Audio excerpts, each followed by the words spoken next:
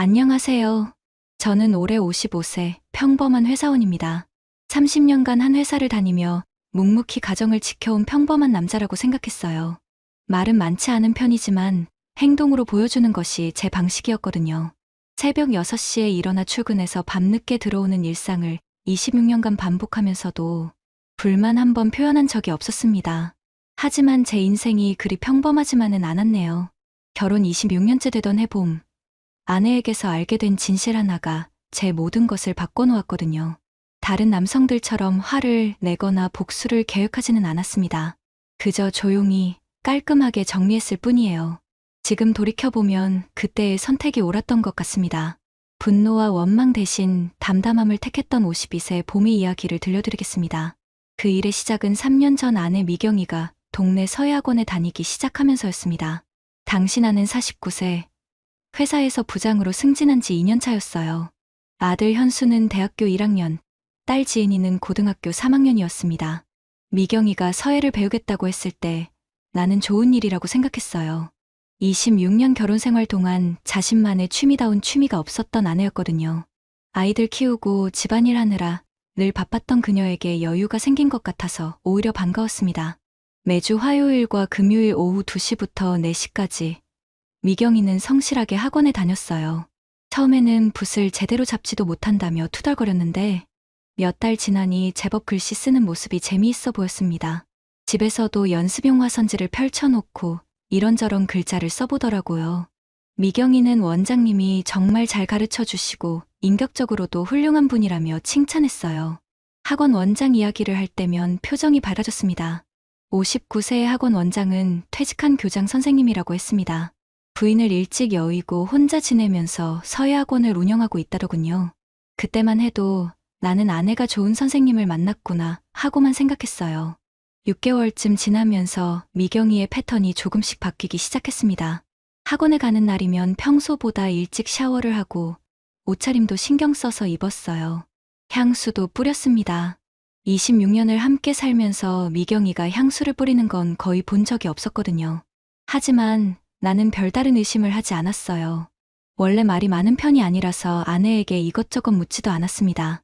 그냥 취미생활하는 아내를 위해 조용히 지켜봐 주는 것이 남편의 역할이라고 생각했어요. 그때만 해도 그 조용함이 나중에 어떤 결과를 가져올지 전혀 몰랐습니다. 1년이 지나면서 미경이의 변화는 더욱 뚜렷해졌습니다. 서예학원에서 돌아오는 날이면 표정이 유난히 밝았어요. 저녁 준비를 하면서도 콧노래를 부르고 평소보다 말도 많아졌습니다. 그런데 그 이야기의 중심에는 항상 원장님이 있었어요.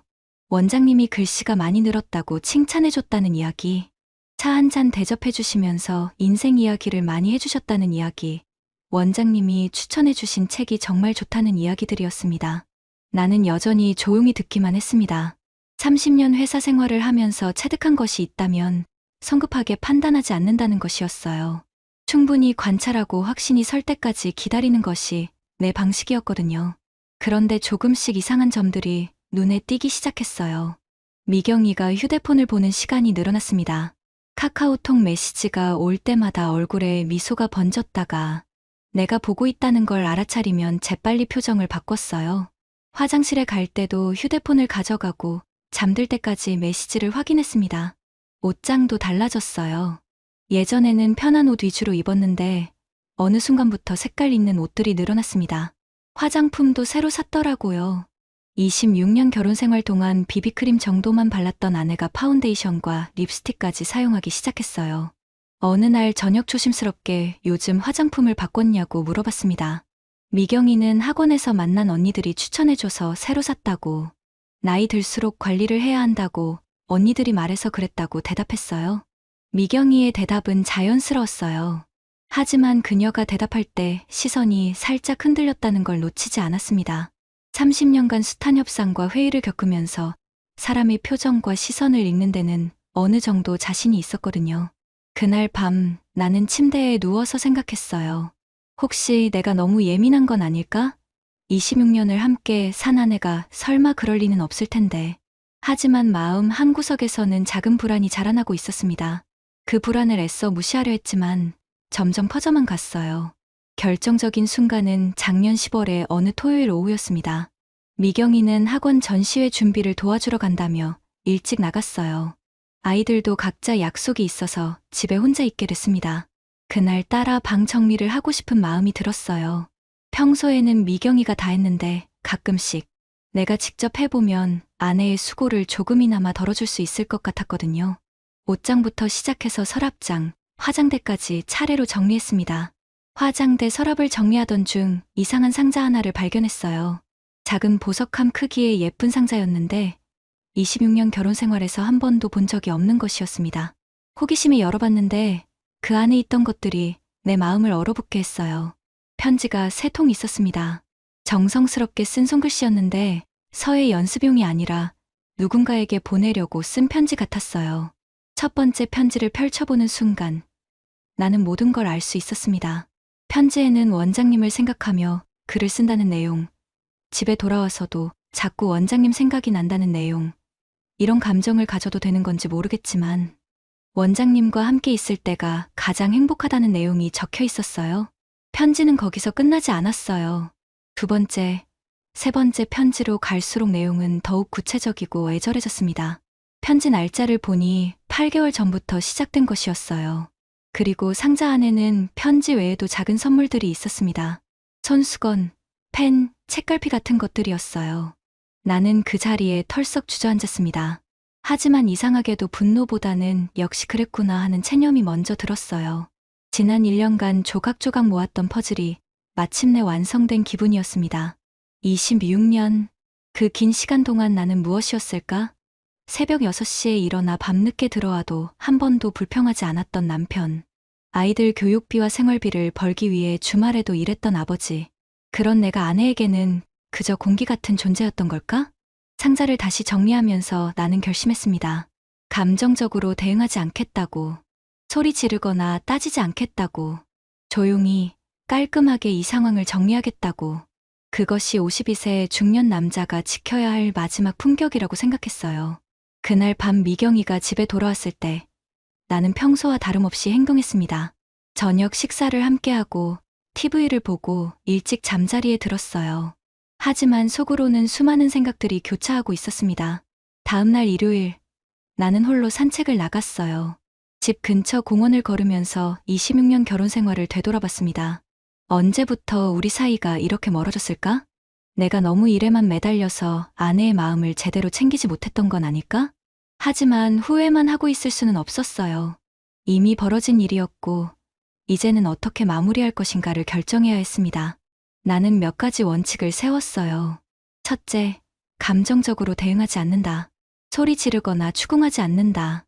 둘째, 아이들 앞에서 추태를 보이지 않는다. 부모의 문제가 아이들에게 상처가 되어서는 안 된다. 셋째, 조용히, 깔끔하게 정리한다. 주변 사람들에게 민폐를 끼치지 않는다. 월요일부터 나는 조용히 준비를 시작했어요. 먼저 회사 근처 법률사무소를 찾아갔습니다. 이혼 전문 변호사에게 상담을 받으면서 필요한 절차들을 알아봤어요. 변호사는 재산분할과 위자료 문제, 그리고 자녀들의 양육권에 대해 설명해줬습니다. 변호사는 증거가 있으면 유리하게 진행될 수 있다고 설명했어요. 변호사의 말에 나는 편지 이야기를 했습니다. 하지만 복수가 목적이 아니었어요. 그저 정당한 절차를 통해 깔끔하게 정리하고 싶을 뿐이었습니다. 그 주에 나는 은행에도 갔습니다. 공동 명의로 되어 있는 계좌들을 정리하고 적금과 보험 등을 점검했어요. 부동산 등기부등본도 떼어보고 아이들 교육비 계획도 다시 세웠습니다. 모든 것을 혼자서 조용히 진행했어요. 미경이는 여전히 아무것도 모르고 있었습니다. 화요일과 금요일에는 어김없이 서예학원에 갔고 돌아와서는 평소와 다름없이 저녁을 준비했어요. 하지만 나는 이제 그녀의 모든 행동이 다르게 보였습니다. 학원에 가기 전 화장하는 모습, 휴대폰을 보며 미소 짓는 표정. 모든 것이 이제는 이해됐어요. 2주간의 준비 과정에서 나는 한 번도 감정적으로 흔들리지 않았습니다. 30년 회사 생활이 내게 준 선물이었어요. 감정보다는 이성으로, 충동보다는 계획으로 일을 처리하는 습관 말이에요. 이제 마지막 단계만 남았습니다. 변호사와의 두 번째 상담에서 나는 구체적인 계획을 세웠습니다. 조정을 통한 협의 이혼을 추진하기로 했어요. 재판까지 가지 않고 서로 합의하에 깔끔하게 정리하는 것이 목표였습니다. 이혼 사유가 명확하시니까 조정에서 유리한 위치에 계실 겁니다. 하지만 상대방도 변호사를 선임할 가능성이 높으니 준비는 철저히 하셔야 해요. 변호사의 조언에 따라 나는 증거들을 체계적으로 정리했습니다. 편지들을 복사해두고 미경이의 행동 변화를 시간순으로 기록했어요. 하지만 이 모든 것이 복수를 위한 게 아니라 정당한 절차를 위한 것임을 스스로에게 계속 확인시켰습니다. 회사에서도 조용히 준비를 했어요. 부서장에게 개인적인 문제로 잠시 휴가가 필요할 수도 있다고 미리 이야기해뒀습니다. 30년간 성실하게 일해온 덕분에 상사들의 이해를 구하는 것은 어렵지 않았어요. 부서장은 무슨 일인지는 묻지 않겠다면서 언제든 도움이 필요하면 말하라고 배려해줬습니다. 부서장의 배려가 고마웠어요. 이런 때 평소의 신뢰 관계가 얼마나 중요한지 새삼 깨달았습니다. 가장 고민되는 건 아이들이었어요. 현수는 대학교 1학년, 지은이는 이제 막 고등학교를 졸업한 상태였습니다. 부모의 이혼이 아이들에게 어떤 영향을 미칠지 생각하니 마음이 무거웠어요. 그래서 나는 아이들과 개별적으로 시간을 보내기 시작했습니다. 현수와는 주말에 등산을 가고 지은이와는 카페에서 차를 마시며 대화를 나눴어요. 이혼 이야기를 하기 위한 것이 아니라 평소 바빠서 제대로 나누지 못했던 이야기들을 하고 싶었거든요. 지은이가 조심스럽게 요즘 표정이 좀 어두워 보인다며 회사 일이 힘드냐고 물었습니다. 나는 나이가 들어서 그런 것 같다며 지은이는 대학생활 적응을 잘하고 있냐고 되물었어요. 나는 아이들에게 거짓말을 하고 싶지 않았지만 아직은 때가 아니라고 생각했어요.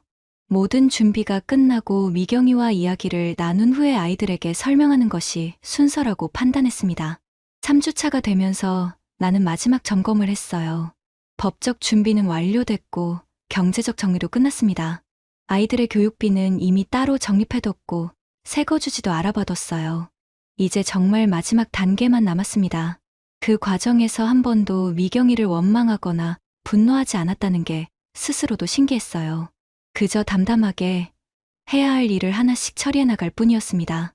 어쩌면 이것이 52세 중년 남자의 마지막 품격이 아닐까 싶었어요. 11월 첫째 주 토요일 아침, 나는 미경이에게 이야기하기로 했습니다. 아이들은 각각 친구들과 약속이 있어서 집에 없었어요. 미경이는 평소처럼 아침 식사를 준비하고 있었습니다. 나는 최대한 평온한 목소리로 미경이에게 잠깐 앉아서 이야기하자고 말했어요. 미경이는 처음에는 별것 아닌 일상적인 대화인 줄 알았던 것 같았습니다. 미경이가 뭔 일이냐며 아침도 못 먹고 그러냐고 했지만 나는 아침은 나중에 먹어도 되니까 지금 이야기하는 게 더 중요하다고 말했어요. 거실 소파에 앉은 미경이의 표정에 조금씩 긴장감이 스며들었어요. 나는 며칠 전에 미리 생각해둔 말들을 차근차근 꺼냈습니다. 26년 동안 고생 많았다고. 나도 좋은 남편과 좋은 아버지가 되려고 나름대로 노력했는데 부족한 점이 많았나 보다고 말했어요. 미경이는 갑자기 무슨 말인지 모르겠다는 표정을 지었어요. 하지만 그녀의 눈에서 당황스러움을 읽을 수 있었습니다. 그때 나는 서예학원 선생님과의 관계를 내가 알고 있다고 말했습니다. 그 순간 미경이의 얼굴이 하얗게 변했습니다. 손이 떨리기 시작했고 한동안 말을 하지 못했어요. 나는 계속해서 차분하게 말했습니다. 편지도 받고 지난 1년간의 변화도 다 지켜봤다고. 원망하거나 따지려는 건 아니지만 이제는 정리할 때가 된 것 같다고 말했어요. 미경이가 눈물을 흘리기 시작했습니다. 하지만 나는 감정적으로 반응하지 않았어요. 26년을 함께 산 부부로서 마지막 대화를 나누고 있다고 생각했습니다. 미경이는 한참 후에야 입을 열었어요. 죄송하다는 말, 잠깐 정신이 나갔었다는 말, 다시 기회를 달라는 말들이 쏟아져 나왔습니다. 하지만 나는 이미 결심을 바꿀 생각이 없었어요. 힘들었겠다고, 나도 좋은 남편이 못 됐던 것 같다고, 하지만 이제는 서로 다른 길을 가는 게 좋겠다고, 아이들한테는 내가 얘기하겠다고 말했습니다. 그날 오후 나는 아이들을 불러서 상황을 설명했습니다. 현수와 지은이는 처음에는 믿지 못하겠다는 반응을 보였어요. 하지만 내가 차분하게 설명하자 점차 상황을 이해하는 것 같았습니다. 지은이가 걱정스러운 표정으로 아빠는 괜찮냐고 물었습니다. 나는 괜찮다고, 아빠는 이제 혼자서도 잘 살 수 있으니까 너희들만 잘 지내주면 된다고 말했어요. 그 주말을 마지막으로 우리 가족의 일상은 완전히 바뀌었습니다. 하지만 나는 후회하지 않았어요. 감정적으로 폭발했다면 모든 사람이 더 크게 상처받았을 테니까요. 이혼 조정은 생각보다 순조롭게 진행됐습니다. 미경이도 변호사를 선임했지만 잘못이 명백한 상황에서 억지를 부리지는 않았어요. 조정위원들 앞에서도 나는 감정적으로 대응하지 않았습니다. 재산 분할에서 나는 65%를 가져가게 됐어요.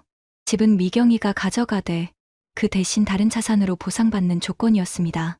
아이들 교육비와 양육비는 내가 계속 부담하기로 했어요. 담당 조정위원이 나에게 정말 조용하게 처리했다며.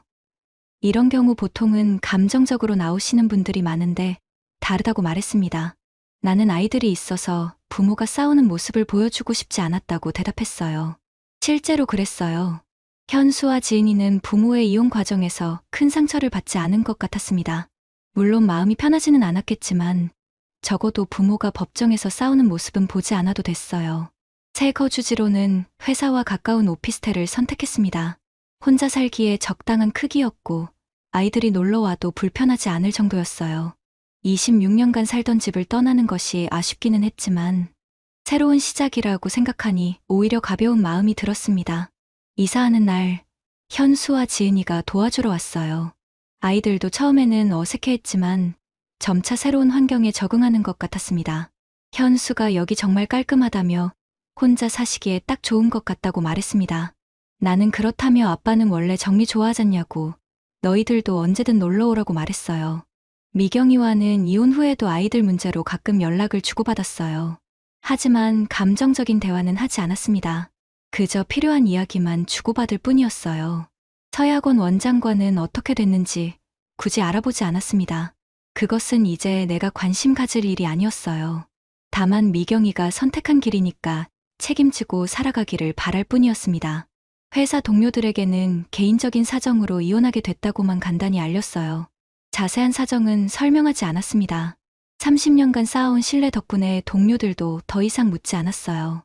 6개월간의 과정을 거쳐 모든 것이 정리됐습니다. 법적으로도 경제적으로도 그리고 감정적으로도 깔끔하게 마무리된 셈이었어요. 이혼한 지 3년이 지난 지금 나는 생각보다 평온한 삶을 살고 있습니다. 55세가 된 지금 돌이켜보니 그때의 선택이 옳았다는 확신이 들어요. 혼자 사는 생활이 처음에는 어색했지만 이제는 오히려 자유롭고 편안합니다. 아침에 일어나서 저녁에 잠들 때까지 모든 것이 내 의지대로 흘러가요. 26년간 누군가를 배려하며 살아왔는데 이제는 나만 생각하면 되니까 마음이 한결 가벼웠습니다. 아이들과의 관계는 오히려 더 가까워졌어요. 현수는 대학교 4학년이 되어 취업 준비를 하고 있고 지은이는 대학교 2학년이 됐습니다. 둘 다 한 달에 한두 번씩은 내 집에 놀러와요. 지은이가 신기하다는 듯이 아빠는 혼자 사시는데 왜 이렇게 밝으냐고 물었습니다.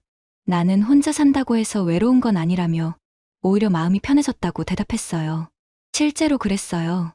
감정적 소모가 없어지니까 오히려 에너지가 남았습니다. 취미도 생겼어요. 주말에는 등산을 다니고 평일 저녁에는 헬스장에서 운동해요. 독서량도 늘어났습니다. 회사에서도 더 집중할 수 있게 됐어요. 가정사로 마음이 복잡할 때가 없으니까 업무 효율성이 오히려 높아졌습니다. 올해는 우수 직원으로 선정되기도 했어요. 가끔 미경이 소식도 들려옵니다. 아이들을 통해서 간접적으로 전해 듣는 정도예요. 서예학원 원장과 재혼했다는 소식도 들었습니다. 처음에는 복잡한 기분이었지만 이제는 담담하게 받아들일 수 있어요. 현수가 엄마가 행복하시면 좋겠다며 아빠도 좋은 분을 만나시라고 말했습니다. 나는 아빠는 지금도 충분히 행복하다며 굳이 누군가를 만날 필요는 없을 것 같다고 대답했어요. 정말 그랬어요. 26년간 누군가와 함께 살았으니 이제는 혼자만의 시간을 만끽하고 싶었습니다. 외롭다고 느낀 적은 거의 없어요. 오히려 자유롭고 평온했습니다. 어제 저녁 산책을 하다가 예전에 미경이와 함께 다니던 카페 앞을 지나쳤어요. 3년 전이었다면 복잡한 감정이 들었을 텐데 이제는 그냥 추억 정도로만 느껴졌습니다. 시간이 정말 모든 것을 치유해주는구나 싶었어요. 내가 선택한 조용한 정리가 정답이었다는 생각이 듭니다. 감정적으로 폭발했다면 모든 사람이 더 크게 상처받았을 테고 복수에 집착했다면 지금까지도 미경이에게 묶여 있었을 거예요. 하지만 깔끔하게 정리하니까 모든 사람이 각자의 길을 찾을 수 있었습니다. 지금 돌이켜보니 그때의 선택이 가장 현명했던 것 같습니다. 감정적으로 대응했다면 아이들에게 상처를 주었을 테고, 복수에 집착했다면 내 자신이 더 큰 고통을 받았을 거예요. 52세에 26년 결혼이 끝났지만 그것이 인생의 끝은 아니었습니다. 오히려 새로운 시작이었어요. 혼자 살면서 진짜 내가 누구인지, 무엇을 원하는지 알게 됐습니다. 중년에게 필요한 것은 분노가 아니라 품격인 것 같아요. 상처받았다고 해서 상대방에게 똑같이 상처를 주는 것이 해답은 아니거든요. 때로는 조용히 물러서는 것이 진정한 승리일 수도 있다고 생각합니다. 비슷한 상황에 처한 다른 분들께 드리고 싶은 말이 있다면 감정에 휩쓸리지 말고 차분하게 생각해 보시라는 겁니다. 복수는 일시적인 만족감을 줄 수 있지만 품격 있는 대응은 평생의 자부심을 가져다 줍니다. 55세 지금 나는 평온합니다. 그리고 그 평온이 3년 전 내가 내린 조용한 결정에서 비롯됐다는 것을 알고 있어요.